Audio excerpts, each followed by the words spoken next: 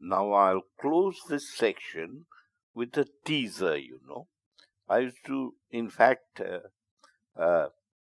if the heading says it all, that the best, technically the best, is not always the most useful.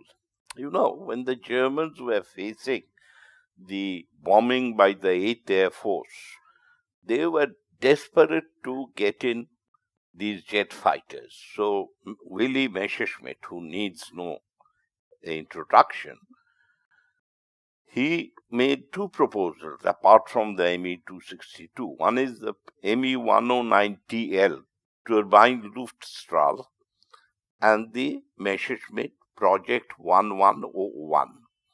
Now, you see, this is a Messerschmitt. I have deliberately shown this aircraft and not the more famous 262, because what Messerschmitt did was he modified a Me-109 and he went to take two turbine jets.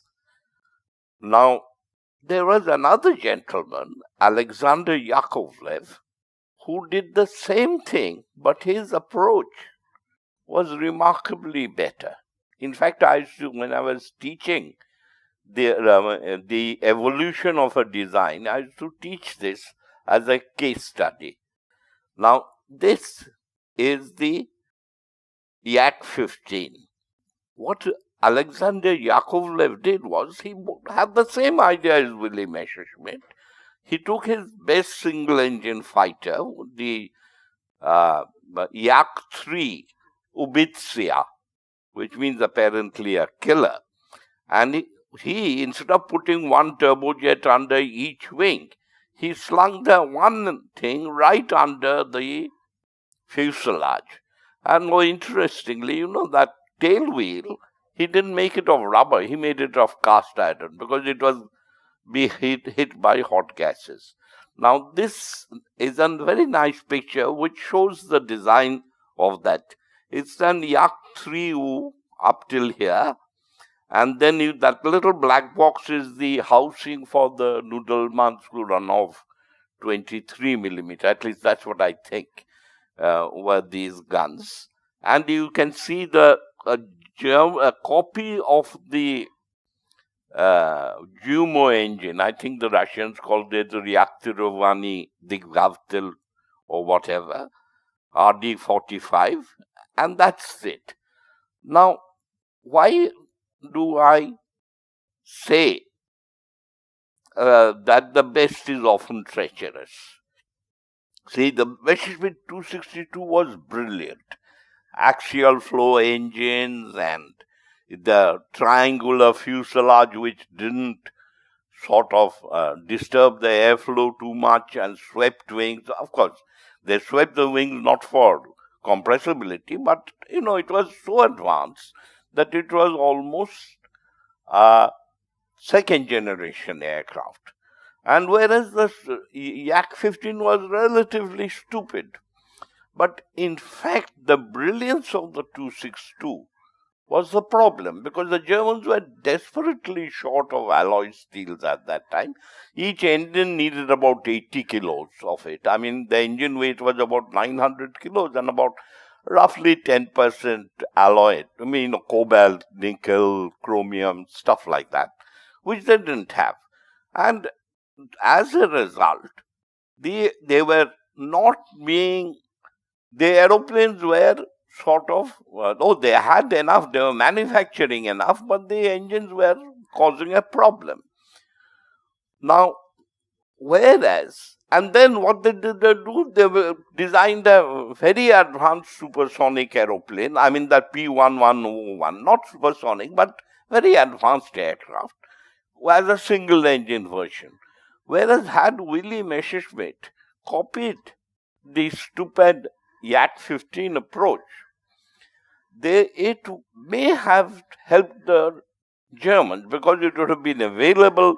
The famous story is that the Me-262 was delayed by, it entered service in September 1944. It could have entered service in September 1943. And it may have changed made a change to the air war. Now, what I finally will try and say is that the old war, the changing platform, was platform plus weapons plus intelligence equals result. Intelligence means, that is it is this thing, which is why the Red Baron in a 110 horsepower triplane could shoot down a A35A in a 230 horsepower Wolseley, this thing. The new paradigm is platform plus weapons, artificial intelligence is the result. Now, if the weapon is also intelligent, a lot of the stress on the traditional stress of performance on the platform can be taken off.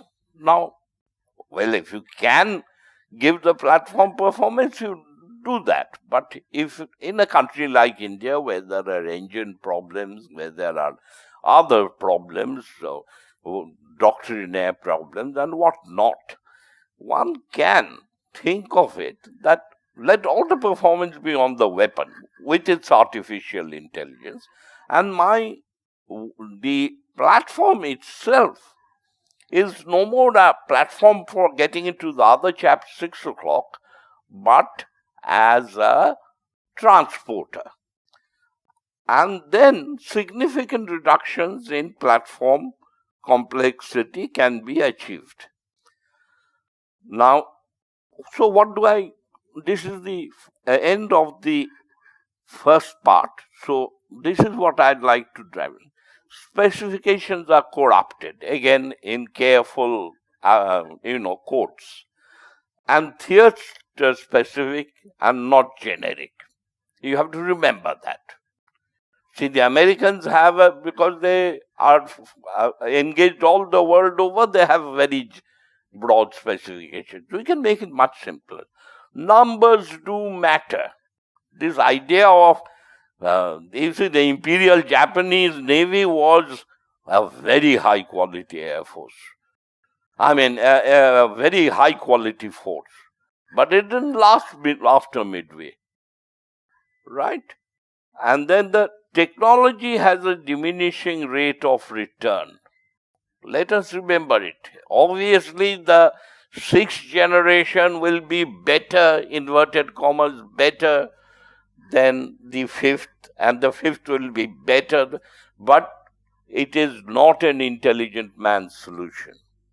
And frontier arithmetic, Kipling again, that you must study it. It is not that business, I'll go and kill him at all costs. I'll kill him at the cheapest rates going, and I can do it. So with that, by the way, actually this is by no means that I have covered the topic. I should really have covered, there are about 20 or 30 points, but the idea is I'll put in my halfpenny worth, and I'm sure there will be other experts with much more data and experience who would contribute. You see, when Hilliker designed his F-16, which was the very, very successful fighter program, he pooled a lot of resources, information. He often gave up his own ideas, like he wanted an F-5 radar from the F-16. But he later said, no, I think the bigger radar was a good idea. So ideally, we should have a Soviet of all the Indian people, experts, the Indian Air Force and the people from the industry and whatever DRDO and so on and so forth. And they should get together and put down not what their flight leader is saying, but what they think about it. And then we might be getting somewhere. So this is the end of the first part. In the second part, I'll try and cover what I think our Indian 5th generation will look like. That I'll see when I am able to put through.